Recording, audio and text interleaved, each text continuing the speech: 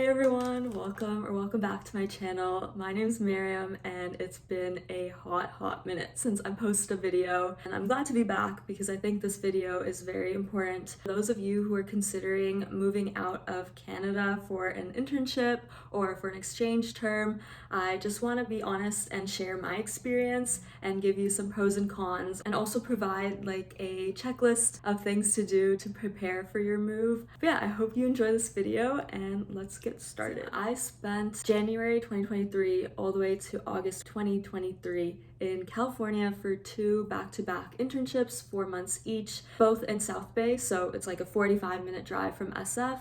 It was a very big learning opportunity, especially since I lived alone for the first time. Like, I didn't have any roommates, and it was a very big change in my life. One thing before I get into the video that I want to mention is that I always feel like in life we feel that the grass is greener on the other side. And this was very true for me when I first initially moved to California. I was so sad and like homesick. I really wanted to go back, and I was just like, I miss my friends, I miss my family, I miss my mom's food.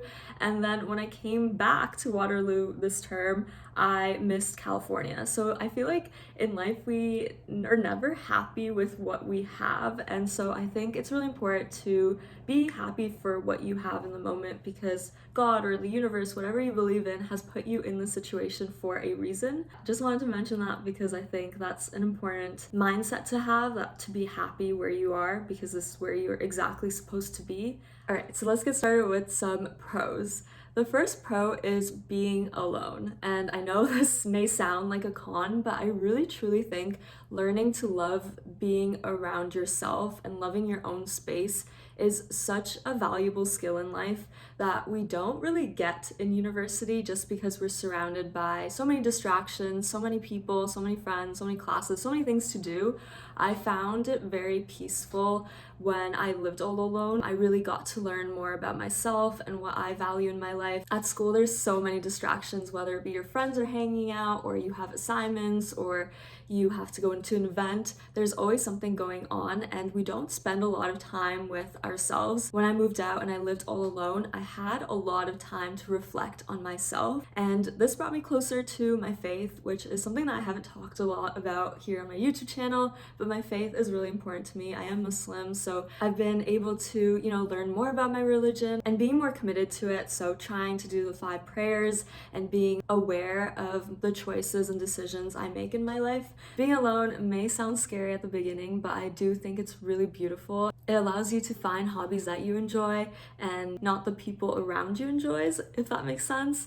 The second pro that I want to talk about is relationships, and moving to a new country allows you to make your own friends. Allows you to reflect on how people make you feel and who you want to surround yourself with. Like, what do you value in a friendship? Because I feel like at school it's a little harder to do that because we are surrounded by so many people, and our friends may have friends that we don't really vibe with, but we surround ourselves with them by association, and sometimes that's not the healthiest. But when I moved to California, I got to meet some of the coolest people. The people there were very unique in the sense that they all had their own hobbies outside of work, or the people I surrounded myself with all had something that they really enjoyed doing outside of work, whether that be hiking or climbing or surfing. I know these are all like very athletic things, but there was also people who really enjoyed reading books and working on some really cool side projects. And a lot of people started conversations with their hobbies. Whenever I met someone new over there, a lot of them would ask me what my hobbies are,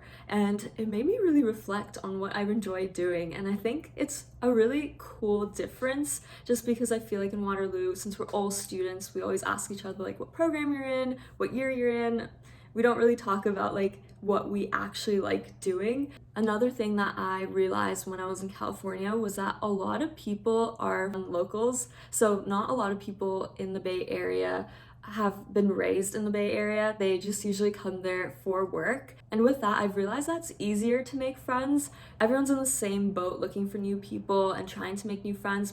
And I also really valued meeting people from different universities or states, just because it's interesting to learn how different our upbringings are and how similar they are as well. But there's also some small differences, so it's cool to just reflect on how people were raised. My biggest tip is if you go to Waterloo, there's a lot of Discord channels where you can meet other people who are going to be in the same area. This was a great way for me to meet new people from Waterloo, and I also feel like the Waterloo community is so tight there because once you meet one person, they introduce you to their friends, and like it's really cool to see how there's so many Waterloo people in the Bay Area. A lot of people just knew my university when I mentioned it. Even when I said I was from Canada, people just automatically assumed that I was from the University of Waterloo. So it's really cool to see how there's a big population of Canadians in the States. And the third pro is traveling. This was something that I didn't really value in my life, and I didn't really understand why people did it so much. I just thought that, oh, like traveling is fun, but I don't see myself doing it like all the time. Traveling kind of scared me a little bit, like traveling with planes or just driving for long periods of time. I didn't find the appeal to it. But moving to California and making friends with people who really enjoyed like road trips, I found to love it so much. Like every weekend that we went on a trip, whether it be like a road trip, a day trip to the beach, the weekends that I did do those types of activities, I was so much more refreshed during the week, and it made me more productive during my work week. And so I really valued traveling, and now I'm like the biggest advocate for traveling. If you're planning to do exchange, if you're contemplating moving, I say do it, especially if you're in co-op, because it's a short period of time where you have the decision to make. If you enjoyed it, you can go back. If you didn't, you don't have to go back. So it really allows you to explore what is important to you,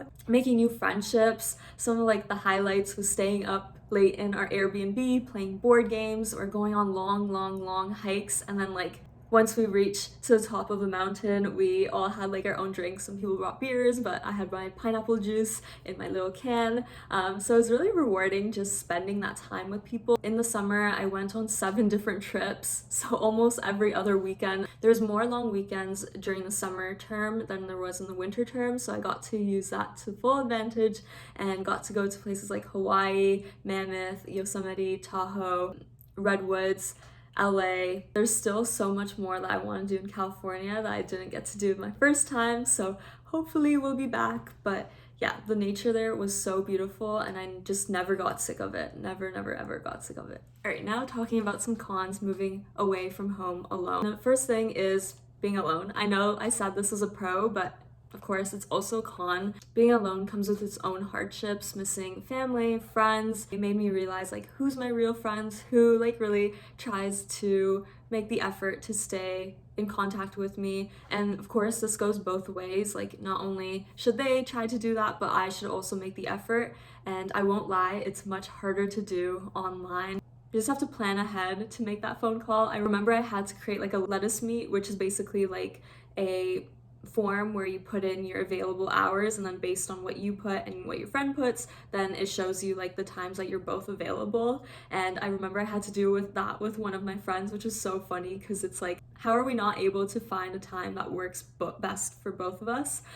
So it is kind of more difficult to stay in touch with people back home, and also the time difference, even though it's only 3 hours, it doesn't sound a lot, but it feels a lot because you're just in different times of your day. For me, it was hard initially because late at night when I wanted to talk to someone back home, I couldn't just call my sister, my family, my parents, my friends because they were sleeping. And it also feels like initially I just felt like my support system wasn't that strong just because I didn't have immediate friends and family there yet. But over time, this gets easier because you get to meet new people, and it allows you to kind of find that comfortness in other people. The second con is just learning everything from zero, which is very difficult, especially if you go to a country where they don't even speak your language. I was very lucky because the US is very similar to Canada, but there were a lot of things I had to learn, like the area that I was living in and the transportation system, directions, so many things. But I do think with technology increasing, it's just so much easier to get around with Google Maps and also translators. So that's not something that you should worry too much about. I just recommend before moving into that place, just have a good idea of what the area looks like, where are your closest grocery stores, where is the closest like bus stop, how to get to work, and like the small basic things, because once you move into that place, you'll just feel a little bit more at ease because you already know some of the basic necessities. and also like health and insurance coverages. Make sure that like you know how you're covered. Maybe that's through your workplace or through Waterloo insurance. Like make sure you just know who to go to when you feel sick or when you need help. I would suggest looking into a car or like looking into a bike, just because the public transport is really bad. Like I thought going to Silicon Valley I would be surrounded by the highest quality tech, but when I got there, I was honestly kind of disappointed to see the transportation system be so bad. Like it takes, for example, just to put this in point of view, like a 10-minute car ride can take up to an hour and 50 minutes with a bus, just because it doesn't come that often and it doesn't go to a lot of places. So you have to like work around with it or like walk a long distance. So looking into a bike or a car would be very helpful. And the third con is the uncertainty and stress. It's hard not knowing what is going on the other side, like what's happening at home with your friends and family. Like not just the unknown is a little bit stressful. For me, it was hard because I was just like, what is next for me?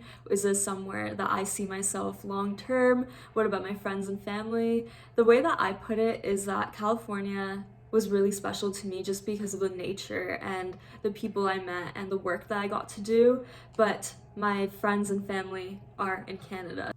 And also I was really nervous that when I came back home to Canada that I wouldn't feel happy, just because I really got attached to nature and the hiking and the lifestyle that I had in California that I knew I just couldn't have in Waterloo.